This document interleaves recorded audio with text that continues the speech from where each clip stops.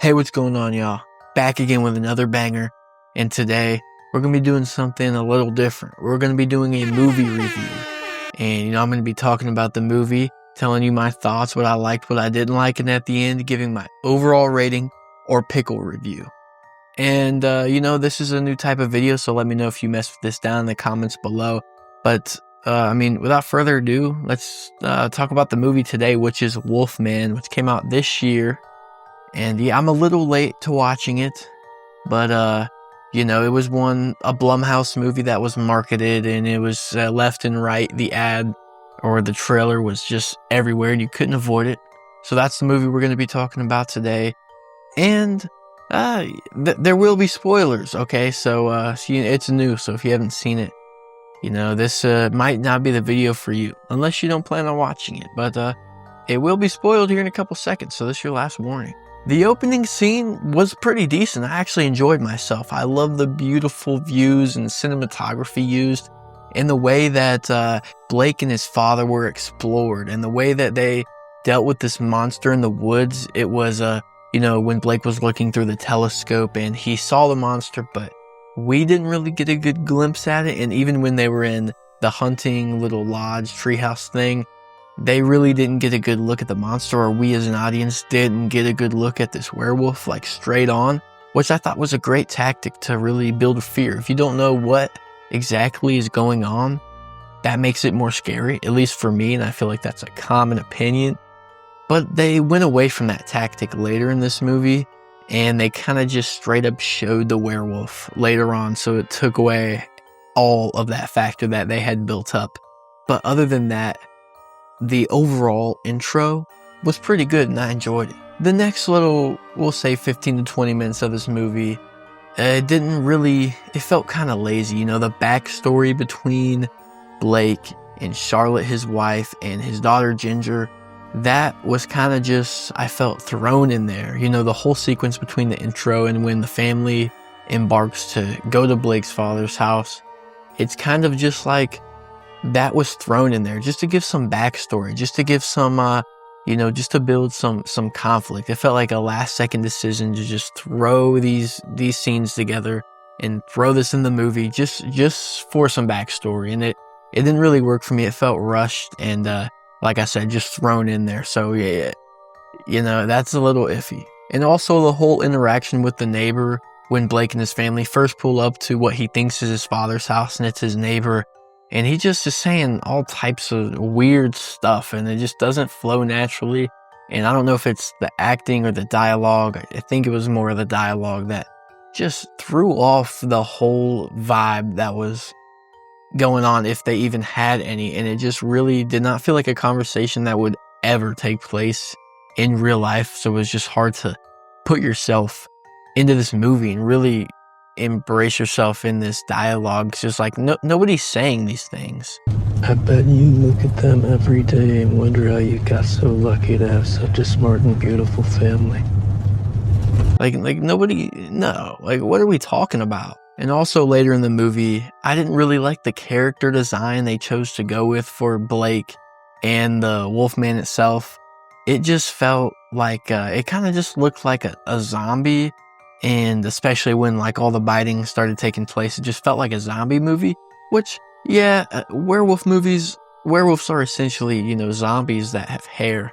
But, it didn't really fit. But the one thing I do like about the character design, or there's a few more things, but the one thing about like the base character design I kind of could mess with was the teeth. It really reminded me of like vampires, like, those sharp teeth. And werewolves and vampires, they're pretty closely related, so this is probably what that's dialing back to. But I really did enjoy the teeth. They were sharp, they were pretty scary, and I thought that was a good part of the design. But the rest of it didn't feel like much work was put into it to create a creative, scary piece. I felt like it could have been much terrifying, much more creative, but at least the teeth were okay. But the transformation itself, which happened when Blake was in the yard after he ran out of the house, when he was fully turning into a vampire, that was pretty sick. I'm not gonna lie, that body horror was sweet. It kind of gave me a stiffy, if I'm being honest. And yeah, even the part where he started to look like a hairy ball sack, I was still pretty bricked. What? I wasn't a fan of the CGI though used. I think it's CGI, at least when the screen has this blue effect and there's like a blue glow in Blake's family's eyes, and as he's turning into a werewolf. And you know, first of all, I'm not a big fan of CGI effects being used, and maybe I'm wrong. Maybe they weren't CGI, but I have a pretty strong feeling that those were CGI. You know, it felt CGI, looked CGI. I'm pretty sure it's CGI. But those sequences, I think there's about 3 of them where he's just seeing blue and like the whole tint of the movie is blue, and it's just like, why? Am I missing some werewolf lore here? Like, is it a hallucination, or what are we going for with this blue CGI, and why? Why couldn't we, if we were going for some type of strange effect, why not hit like a blurry or like a strange, you know, something with the mind to show like he's changing from human to werewolf? But instead they put like this weird blue tint, and the CGI glowing effect of it just didn't work for me. And I was just looking at it like, what is on my screen right now? Like, it looked like a Smurf just blew a splurge, just dropped off a fat load on my TV. I'm just sitting there like, do it again. Get him out of here, man.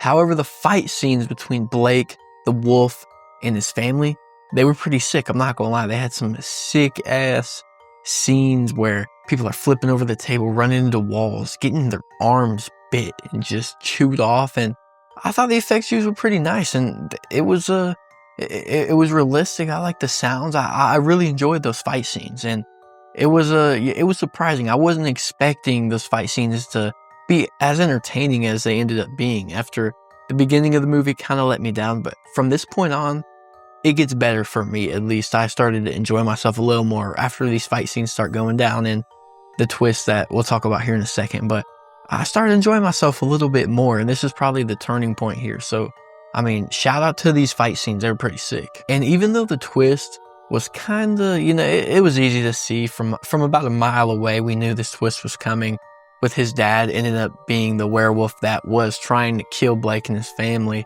But I think that is a sick twist. I think I like that they went through with that, and that that trauma really pushed Blake into just losing it all and finally becoming that last evolution to turn into a werewolf and then attack his family.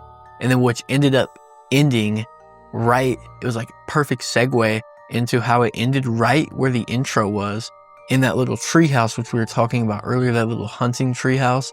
And it ended up being the spot. Blake died in the exact spot where the werewolf was. I was trying to get in to kill him and his dad 30 years earlier, but his dad was replaced by Charlotte, and he was replaced by his own daughter, now Ginger.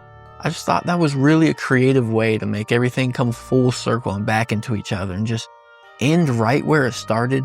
I think it is very sick when movies can really navigate that and go through the story, you know, start here, go through the story 30 years, however long, 100 years, but they end up coming back and ending in that same setting or location, and even having like metaphors with the different characters and how his mom, well, not his mom, but Blake's wife, Ginger's mom, is Blake's dad in this instance, and Ginger is Blake in this instance. In this new ending, it's like a new generation, and it all ties back to also how Ginger and her mom, Charlotte, really don't have the best relationship, just as Blake and his dad also didn't have the best relationship 30 years earlier. I think that was a pretty sick way to come full circle. And, you know, I don't know what the theme was really, but, you know, maybe there wasn't, but it was fun. I liked how that was able to come back full circle, and I enjoyed that. And I also just love that last shot. It's just like the shots in the beginning of the movie. Man, so sexy. I am just a whore for great cinematography. It was a fun story though, overall, and it just kind of wasn't really what I was expecting. But I think the best way to sum this movie up is it is the definition of a January horror movie. It's, you know, it comes out in January. Everyone knows January horror movies usually are a flop, but you have some hope for them because you're starting off the year and you're like, okay, maybe this can be a banger. But they're always mid every single time. And I think this movie just really defines January horror movie.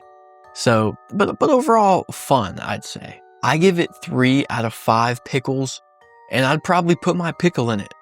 You know, maybe after a few beers though. Anyways, thank y'all so much for watching, and please drop your thoughts on this movie down in the comments below, and also drop your thoughts on this video down in the comments below. This is my first little pickle review, little movie review, so if you mess with them, let me know and I'll keep them coming. I mean, they're fun to make, so if y'all mess with them, hey, we'll keep them coming. Also, check the description down below. I will be dropping my letterbox as I do in every video. Follow me and I'll follow you back. You know, I want to see what you guys are watching, see what I'm watching. You know, that's what it's all about. Please drop a like and hit that subscribe button, or you will turn into a hairy ballsack looking werewolf. And you know, they've already got me. They've already got me. Okay, I'm cooked. I'm cooked. Also, subscribe to my feet finder down in the...